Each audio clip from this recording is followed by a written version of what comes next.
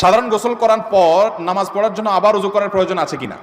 অনেক লোক আছে দেখবেন গোসল করার পর আবার নতুন করে উযু করে, আছে না নাই? গোসল শেষ, উনি আবার বিসমিল্লাহ পড়ে উযু শুরু করছে। এটা একটা নিষ্প্রয়োজনীয় কাজ, কোনো দরকারি কাজ না, বেদরকারি কাজ।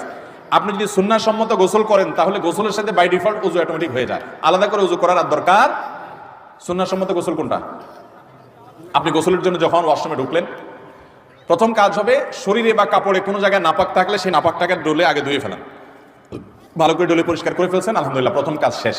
এরপর দ্বিতীয় কাজ কি? এবার দুই হাতের কবজি ভালো করে ধুয়ে কুলি করেন, নাকে পানি দেন, মুখ ধোন 3 বার, হাতের কনুই পর্যন্ত 3 বার ধোন, দুনো হাত, মাথা মাসা করেন। ওযুর সব কাজগুলো শেষ, শুধু একটা বাকি আছে, পা ধোয়া।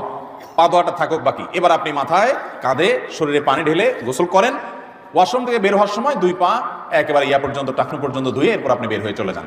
তাহলে ওযু এবং গোসল একসাথে হয়ে গেছে, আলাদা ওযু করার দরকার